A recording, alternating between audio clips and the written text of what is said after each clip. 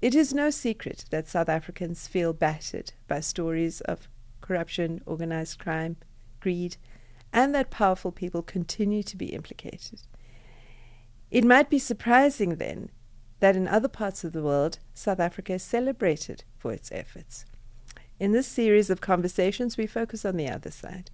We want to move beyond headlines and hear from people at the coalface of efforts to deal with corruption and organized crime.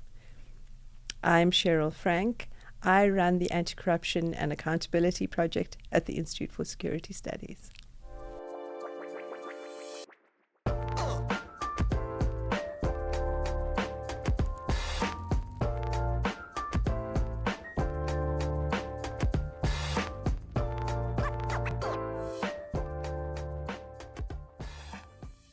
Our first conversation is with advocate Andy Mothibi, and we will be presenting this in two parts. We filmed this discussion late in 2025 when advocate Andy Mothibi headed the Special Investigating Unit. In our research report at the time, and we've put a link to this into the show notes here, we feature some of the key successes and challenges at the SIU.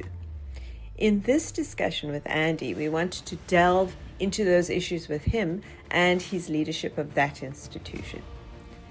Since then, of course, there have been some unexpected developments. In my view, much welcome developments. He was appointed as the National Director of Public Prosecutions to succeed Shamila Batoy. This discussion might obviously provide some insights into how he might approach his tenure at the NPA. This is part 2 of our interview with Andy Mothibi. So I want to move now to discuss a little bit more about the prevention aspects of your work. Yes. So you've explained earlier how that's evolved, that prevention mandate. And it isn't in your legislation, right? But it seems like the logical development of your work. Yes. So tell us a little bit about those prevention elements you specifically follow up on. So you would do your investigations, patterns emerge from your investigations that your data analytics capability then identifies and so on. And I think your prevention is driven from this data analytics perspective, as you've explained. Correct. So take us through, so you've identified patterns, you see, you make a lot of observations through your data. What happens then in terms of this prevention agenda? No, thank you.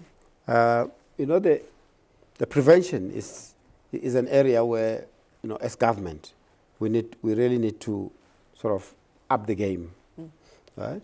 So again, when we started our new strategy, as I said, in the value chain, we identified that there should be, we should up the game in terms of systemic and prevention, right? You mentioned the legislation, although it doesn't go into detail around prevention, but there's a word prevention used in one of the provisions in the SIU Act, all right?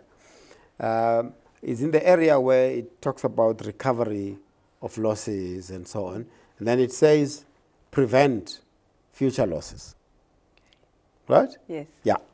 So we had to interpret that purposefully, quite right? expansively. Yeah. Purposive in interpretation, right? Yes, as you say, we interpreted it quite expansively, to use your word. Simply because the business of the fight against corruption cannot happen without prevention, right? It can't. If you look at other jurisdictions, I mean, you referred when you mentioned independence, other jurisdictions, our peers, right? If I were to just mention a few, closer to home in Namibia, right? In Swaziland here, I think even Lesotho, even Zimbabwe. There are anti-corruption commissions. They have investigation, education, which is public education, and prevention, right? It's always sort of three-pillared approach, all right? If you go outside of the continent, even in Kenya, the Kenya Anti-Corruption Authority, if I were to just count a few. Outside of the continent, we've benchmarked quite extensively with Hong Kong. Hong Kong, it's hailed as the best anti-corruption authority in the world, right? In fact, Singapore, when we benchmarked with Singapore, they said they learned from Hong Kong as well. So their strategy is also three pillared, right? Investigation, public education, prevention. Right. So it really just shows, and it makes business sense, doesn't it? That you have to really build up the prevention side, right? And in fact, most of the stakeholders we have spoken to, they are really agreed that if you do well on the prevention side, you will see that there'll be less work on the investigation side. If that is in many years to come, when we do well on the prevention side, right? The logical expectation is that we should see a decrease in the investigation side. So now, what we did was, as part of our new strategy, over and above that expansive interpretation of the legislation, there was also a role that SIU had under it was still called the Anti-Corruption Task Team. The Anti-Corruption Task Team really was a task team constituted by all law enforcement agencies and other departments in government, right? And it had programs to execute its mandate. It had programs from 1 up to 4, right?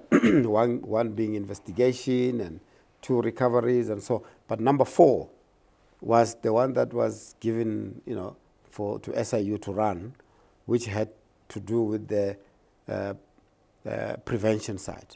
So as part of that also gave us the impetus, right, to do a lot more, right? Because the legislation was so limited, that part gave us the opportunity now to really go, a lot more on the prevention side, knowing that it's supported by our strategy, but we did it under the umbrella of the anti-corruption ACTT.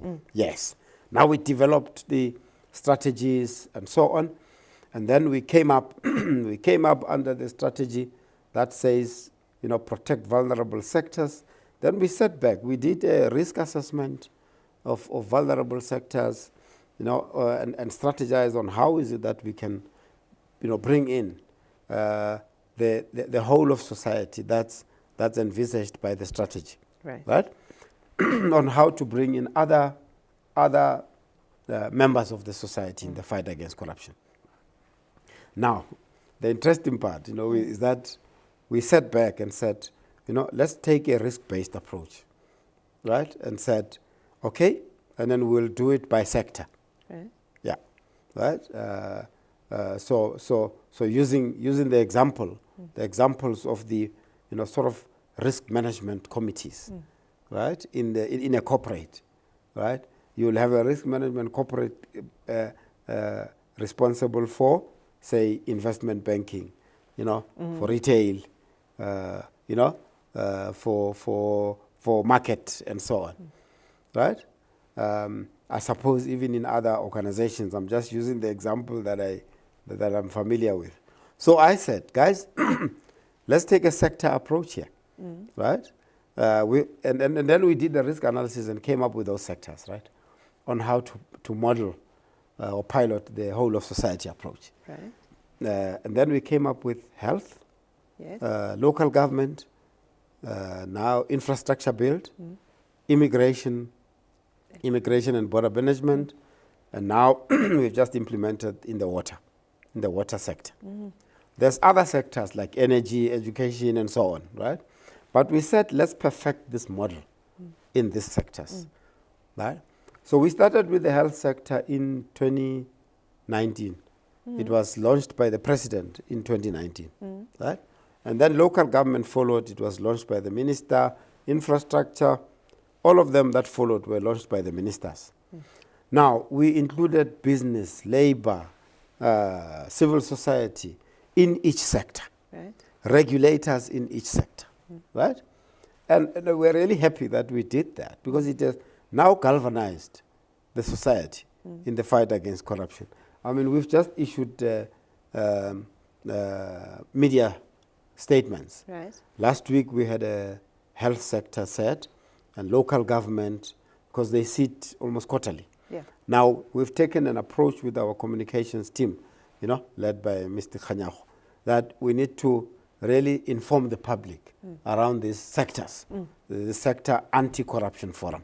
Yeah, we created, say, health sector anti-corruption forum, local government anti-corruption forum, right? Now, going forward, we just thought, let's not deal with this prevention issue sort of piecemeal, right? Now we developed a comprehensive draft corruption risk management and prevention framework, right? We've come up with that comprehensive draft. And now we've presented it to the Justice, Crime Prevention and Security Cluster of the Directors General and so on. They were happy with it. We also presented it to ACTT, right? They were happy with it. Now it's going to the, they call it a Forum of Directors General, because it's going to affect the whole of government. So we need buy-in of the Directors General, right?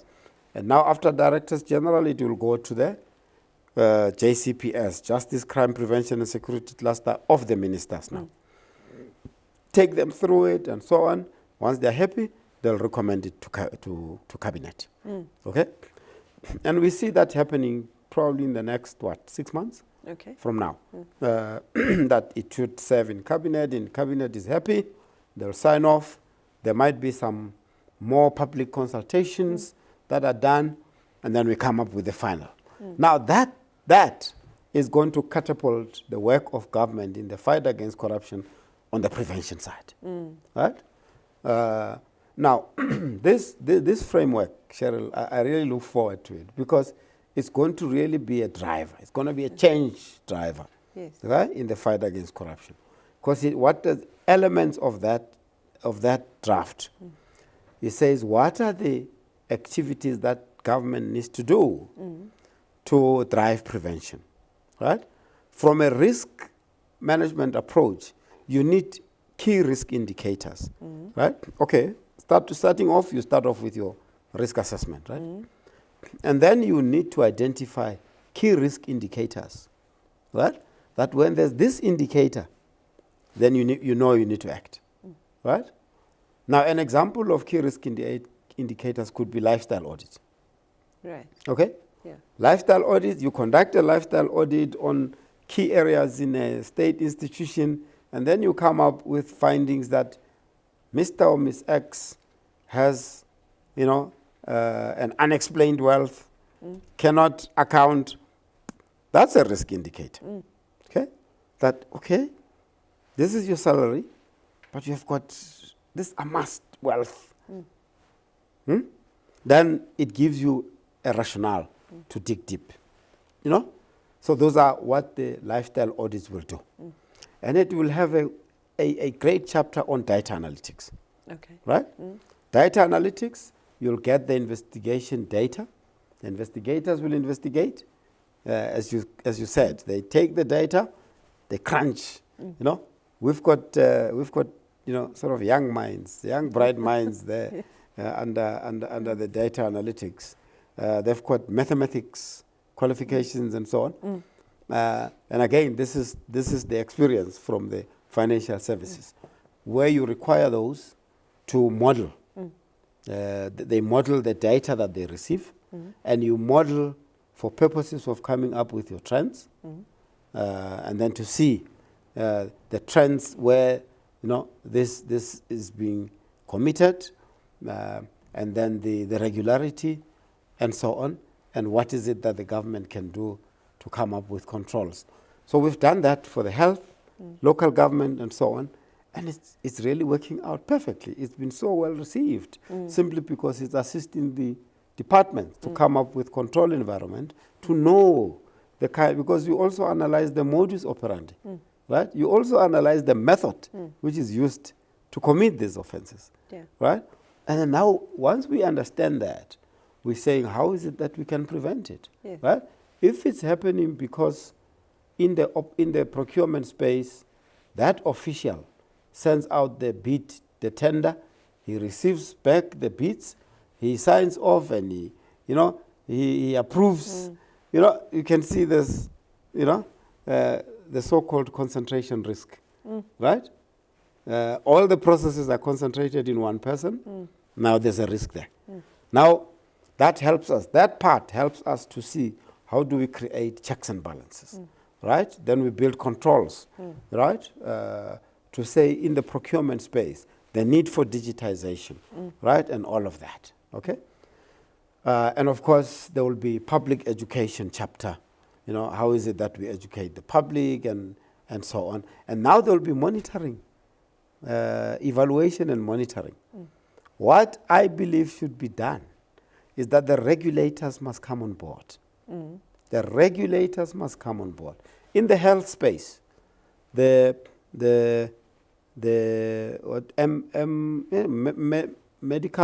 The Health Professions Council? That's another authority, the one that, regulates the medical aid schemes. Okay? There's an authority, I just forget the name. Right. So if those regulators come on board, and we will go over to them and present this prevention framework to them and say, this should be your role. Because you know what we need? What we need, what we were talking about earlier on. So at times, it doesn't help just to have the administrative policy. You need to include it in the regulations. Unfortunately, that's, as a country, to change the conduct. In some instances, you need a bit of force, right? And we need regulatory force and legislative force. So one way or another, this framework has to find its way in the regulations, right? Medical Schemes Council, MSC, should say to the medical aid industry, guys, you need to do X, Y, Z in your risk management. You need to do just based on the framework, right? Who else? In the local government, we'll go to SALGA, and say, SALGA, this is the prevention framework. I know they've got their prevention framework as well. If they align, there must be a legislative or regulatory requirements for those people to implement it, so that when they don't implement, there must be regulatory consequences. We should be able to, if it's a medical scheme that does not implement that, we should be able to withdraw the license, right? It must be, there must be an incentive, right, in implementing that. Okay. I mean, one of the reflections we have, firstly, is that we seem to be over-regulated already, that people don't follow the procedures, and there is no oversight over those, right? So there's that one aspect. And then it seems like agencies within government who have oversight functions would rather not use the hard power that they have at their disposal, that is in the regulations or in legislation, but would use the softer power, which is the persuasive powers. So I think is there a sort of way of changing that dynamic? Your prevention agenda does seem to want to use the stick a little bit more than just the persuasive side of things. Well, not wholly. Yes. Everyone will have a role in that framework. There will be a role for compliance managers. There will be a role for risk managers, right? There will be a role for auditors, right? The so-called supreme audit institutions. There is a role for regulators in every industry. Show me an industry where there are no regulators.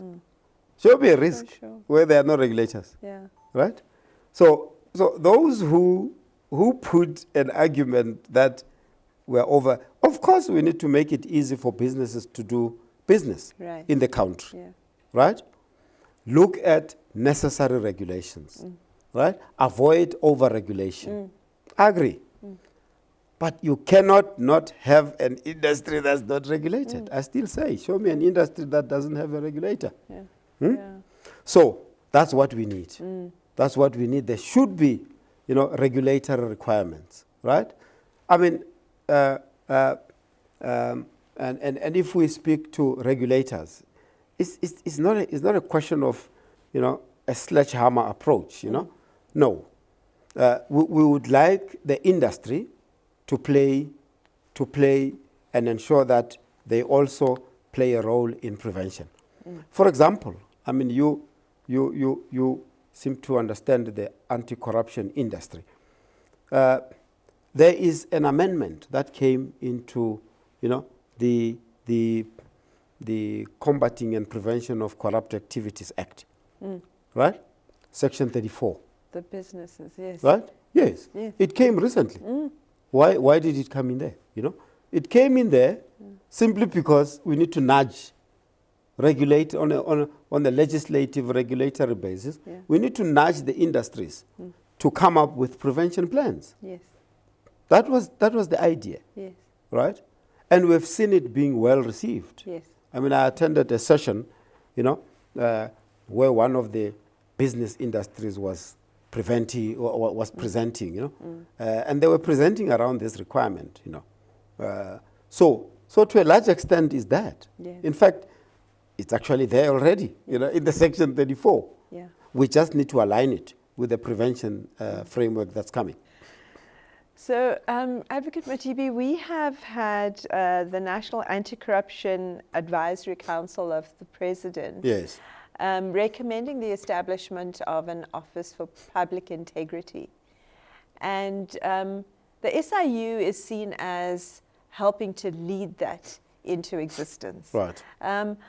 And that's really driving the prevention agenda, Yeah. I think.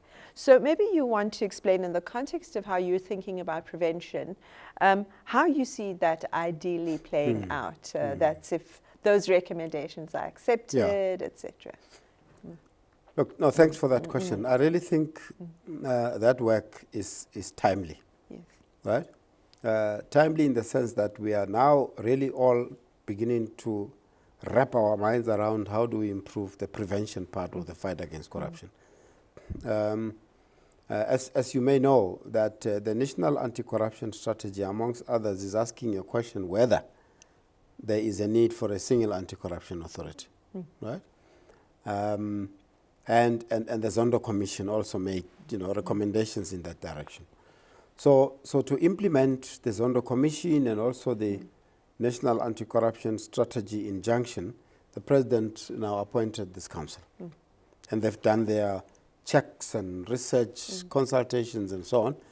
They submitted their interim report sometime last year. Right. And they shared their report with the stakeholders in December at a function held somewhere in Kempton Park. Right? In fact, I think it was at Birchwood. We attended as SIU as well, right? And we, of course, read the recommendations. They consulted with us as part of consulting with other law enforcement agencies. So we saw those recommendations as really being acceptable, right? In fact, a week ago, on the 24th of June, we appeared at the Portfolio Committee to present our strategy and annual performance plan. Amongst others, we were asked whether we support, or what's our view around the OPI. Almost a similar question. Yes. Right? And then we were really clear that given the fact that the focus is going to be on systemic investigations and prevention.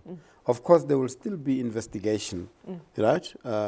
That is done by the OPI, but the focus is going to be on systemic investigation and really building up on the prevention side. So we believe that is coming timely.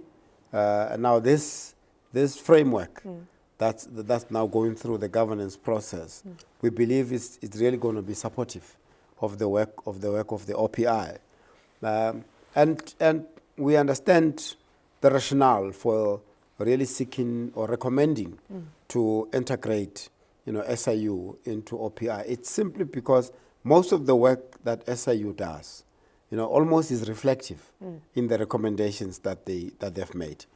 And again, from a cost implications, to come up with a new entity, it's going to be quite costly for government to do, right? And I think National Treasury has been on record in saying, we need to guard against coming up with new entities. Must build on the ones that we have. So as a result, we believe those recommendations are rational. They take into account what's happening in the country and which entity does what, right? And they have looked quite intensely in how we do our work, the systemic recommendations that we do, the data analytics that we do, and just really the public education that we do, the public awareness, and how we come up with work plans with state institutions to mitigate, and we really do it quite on a large scale, So it makes business sense for those recommendations to say, integrate the work that the SIU, integrate SIU into the new OPI. Of course, we'll need legislation. Sure. Legislation to legislate properly, the work of the prevention, systemic investigation, and so on. And you see no risks for your investigative work in terms of that new plan? Given that you've developed that so substantially, your attention then gets diverted a little bit in the prevention direction, but you still have to hold the investigation strongly. Yeah. In fact, I did say that OPI, according to the recommendation, is still going to do investigative work. So to a large extent, it's really not going to change materially. It's going to add on. It's going to add on a legislated function that we are already doing. The prevention, we just need to grow and legislate it appropriately. The prevention, the investigation side, in fact, is going to improve, particularly around some of the referrals, right? It will still be doing civil recoveries, sure, right? So we'll still use the special tribunal and so on and so forth. So what will actually improve is this hiatus that we are seeing on the referrals, to NPA and so on. So that part needs to be, reviewed, right? So that it works and works well. Great. Yeah. So I want to move to another issue, and you have specifically nurtured South Africa's participation in the international anti-corruption community. Yeah. And I want to understand why you think that's important to do. You invest a lot of time in it. Yes. You've spoken a lot about benefiting from looking at some of these agencies in terms of benchmarking for South Africa. Yeah. Well, how do you see some of the other benefits? Right. So Cheryl, you'd know that as a country, we are a signatory to various international instruments, right? And the instrument that regulates our work is the United Nations Convention Against Corruption, right? Okay, please. In fact, all of these aspects that I've spoken to you about, there's a chapter in the United Nations Convention Against Corruption. There's a huge chapter on prevention, chapter 5 and 6. Yes. If you go there, it's a huge chapter on prevention, huge chapter on investigation methodologies, huge chapter on, So as a country, we need to be seen to be implementing the United Nations Convention. There's an African Union Convention as well on the continent, right? Now, out of that, those conventions really enjoin and encourage countries to collaborate, cooperate, and so on, right? Now, as a result, there's been various, chapters in the world being created, right? You do have the SADC, Anti-Corruption Committee, which includes SADC countries, right? You have the Anti-Corruption Bureau of the AU, which includes various countries, okay? And then you've got outside of the continent, you've got the International Association of International Association of Anti-Corruption Authorities. In Africa is the African Association of Anti-Corruption Authorities. So there's quite a number. So, and lots of meetings to go. So yes, that's the nature of it. Yes. It's the nature of it. All right, you cannot collaborate in the main remotely. Yes. Right, you have to share experiences. You know, under the UNCAC as well, there's various formations. Right, there's something called the Globe E network under the UNCAC. Right, it pulls together all the anti-corruption authorities. Right, and there the subject of discussion is asset recovery. Right. How asset recovery and fugitives of justice and so on. How to improve, strategies of asset recovery and how to collaborate, right? And of course the issues of mutual legal assistance come in, these extraditions and so on. So we talk about those, right? So now, as the Special Investigating Unit, I mean, one way or another, as part of our strategy was to seek to really make our voice and our presence, in those institutions recognized in the interest of supporting the country to implement the obligations. Right? So we participate at the International Association. The president is Hong Kong. There's various vice presidents in other continents. Africa has a vice president, and that vice president is SIU. Right? In the association. Right? We chaired the SADC Anti-Corruption Committee before we handed over to Namibia. Okay? So at the UNCAC level, because now there it's government participation, we participate, the Minister of Public Service and Administration is sort of the lead minister there, right? And now there's G20, right? Yeah, this is how the world is run. When countries come together, cooperate for the good, for the public good. Okay, under the G20, there's an anti-corruption working group, which we have been given the privilege to chair. We are chairing it in this year, and as part of the deliberations, is how to improve, anti-corruption measures. Right, as a country, we have chosen 4 priorities for the anti-corruption working group. The first priority is the improvement and enhancing, public service integrity measures and so on.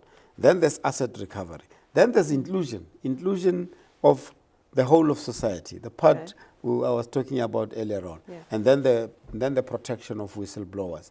Those are matters, subjects that we get, engaged on with the purpose of improving the collaboration and cooperation.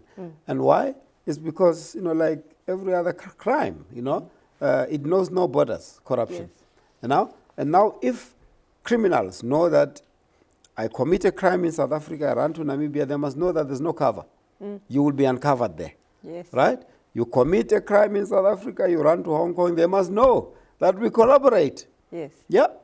So we are actually lifting the cover, on these criminals, and really is working. It really is working.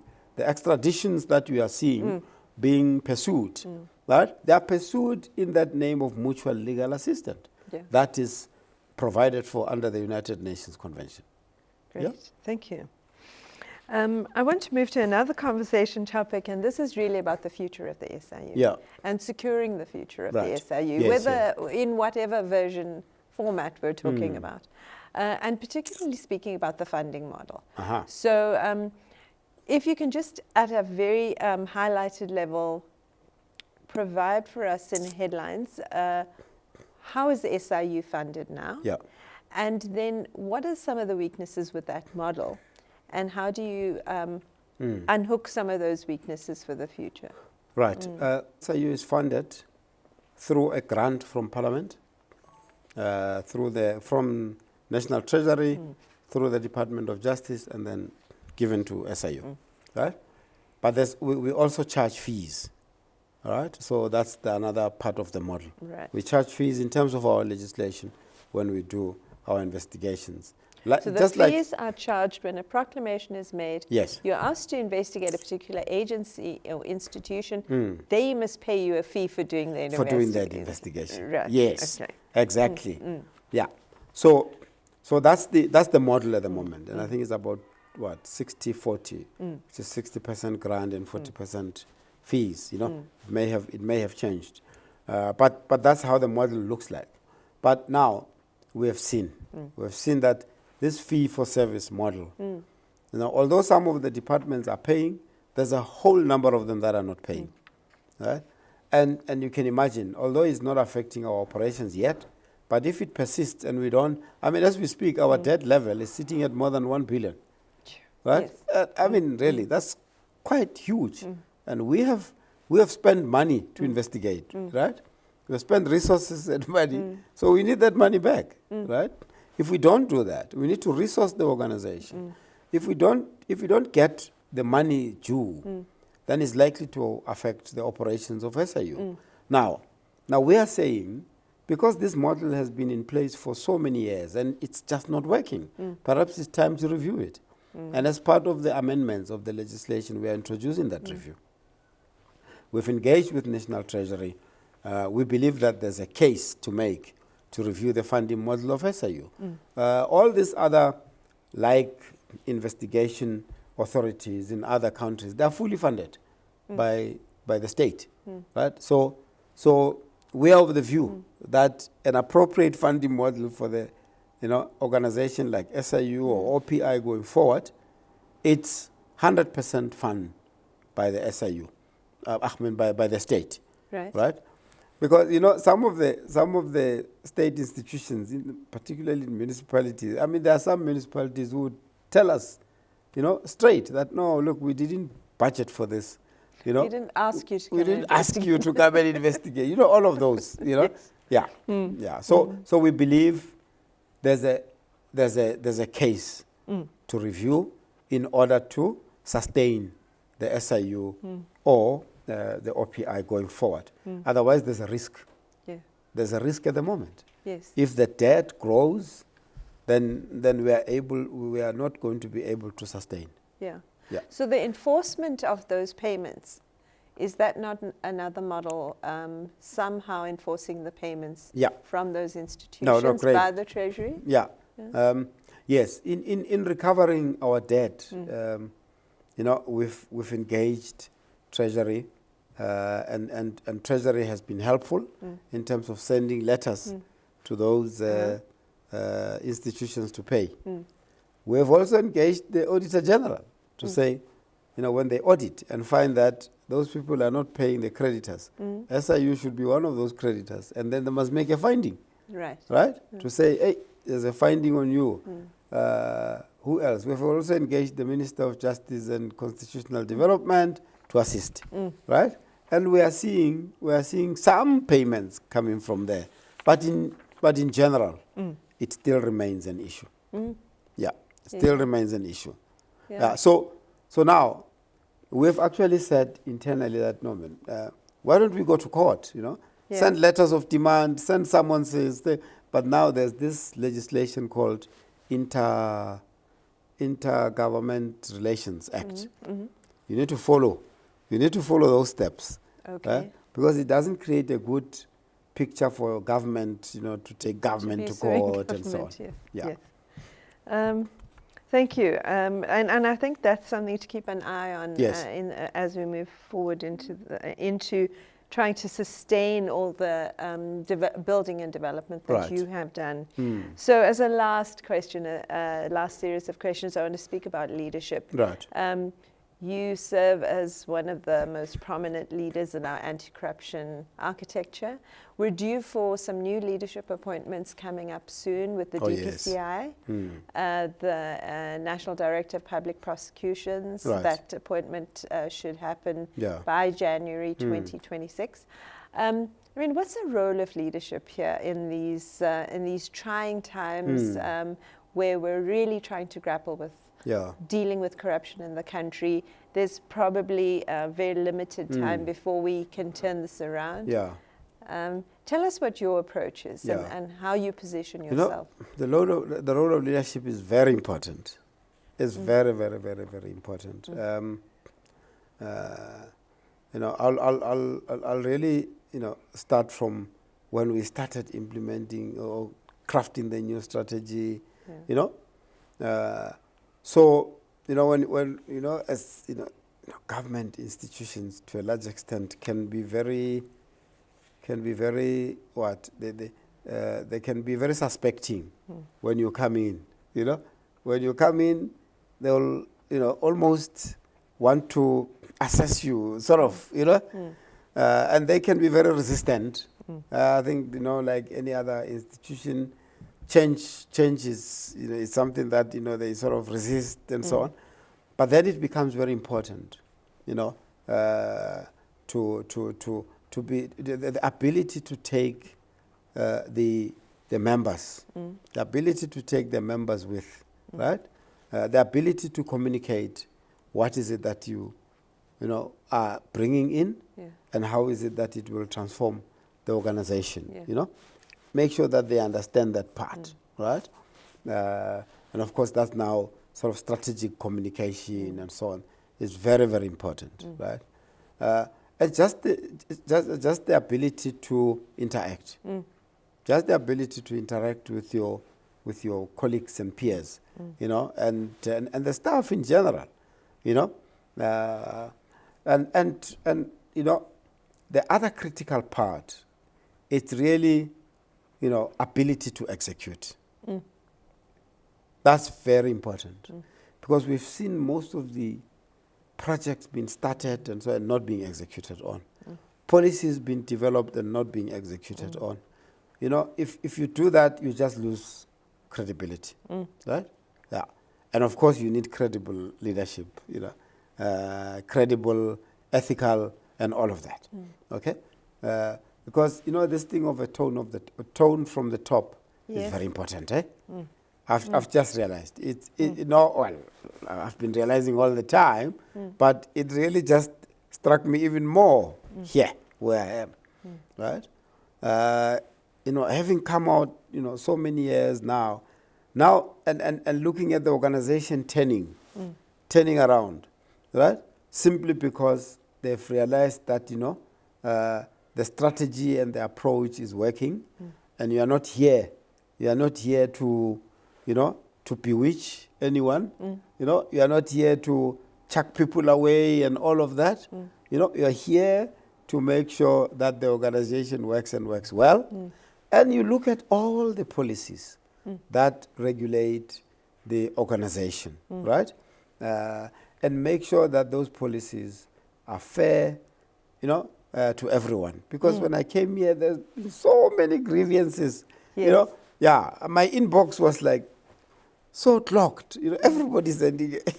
I said, okay, what's happening here, you know? But it just showed me that it's a bit, the issue of the culture as well becomes very, very critical, you know, because, you know, to get the organization to be a high-performing organization, you need some culture change and mindset change, shift, and so on. And we had to work on that. And so, I mean, of course, I couldn't just do that alone, right? We had to, you know, sort of build up an executive team that will work with me, you know, and of course be responsible for their areas. And then we cascaded that down, you know. Previously, SIU did not have full-time appointed provincial heads, right? It only happened, what, almost 6 years or so ago, right?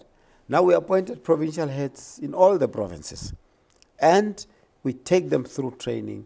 We say this is your responsibilities, you know. If you require any support, this is how we can support you, right? And then we go through the business processes together, right? You know, this issue of, for example, when I said, you know, SIU was accused of taking long to investigate, it almost suffered reputational risk. I mean, we had to all, you know, look into the data, the investigations, you know, on record, how long has it taken, and so on. I said, guys, you can see for yourself. An investigation that takes 7 years what do you think your clients will say? You know, Yeah. things like those. Yeah. Take them through, you know. So building it with your team. Yes. Yes. Yeah. That's very, very critical. You know, don't say something and do something different. Yes. You know, because then again it goes to the credibility. You know, so it's really been very, very you know, much of a privilege for me to see the organization, you know, turning as it did. You know, but you know, communication, consistency, by the way, right? Consistency, execution, right? Show results, and of course, you know, deal with the culture issues and the policies. And the policies would include remuneration and all of that, you know.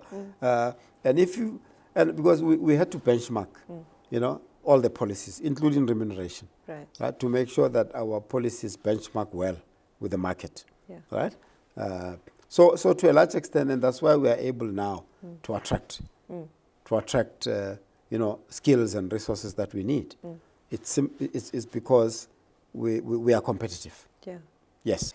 So I want to ask you some very quick personal reflections on this leadership thing, and you know how you sustain yourself. So quick fire questions. Yeah. Right? Do you how many hours of sleep do you get a night? Yo, look, if I really say if I've slept well, say around 6. 6 hours. 6 hours. Yeah. You know, then well, look, I would prefer as those who know the human psyche or the human body, they say, no, you need what, 8 hours or something like that. 6 I would prefer that 8 hours, but yeah, it's very difficult. Yes. It's very difficult. You know, with the extra 2 hours, that 2 hours can do a lot in our space. Yes. You know, so wake up early. You know. So what time wake up early? What time is your regular? I'd say around 5. 5 a.m. Around 5, yeah. Sometimes I spend, you know, 45 minutes to about 60 minutes. You know, exercise. You know, because you need to keep active. You know, with the pressure that we face. So exercise in the morning. In the morning and sometimes in the afternoon and so on. Yeah, those are some of the extramural activities we do. And weekends? Do you take weekends off? You know, in many instances there are things to do in the weekends, but I really prefer to take some rest. Yes. You know, weekends. But of course, in many instances in the work we do, you can't avoid it. You know, sometimes there's things to do there and there. Yeah. But I really prefer to take a rest. Yes. Yeah. And during those weekends, how do you stay balanced and centered? Well. How do you relax? Yeah, I like. I'm a soccer fan. Oh yeah. Yes, Okay. I'm a soccer fan. I like watching soccer. Yeah. Yeah. As I say, I do. You know, sometimes do the run. Yes. I do jog. You know, got teams that I jog with. Okay. Yeah.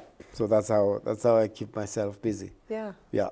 And what are you reading at the moment? What do you find interesting to read about? Or yeah, I read various. I like motivational books. You know, those that really say how to keep happy and how to do all of those. Yeah. They interest me.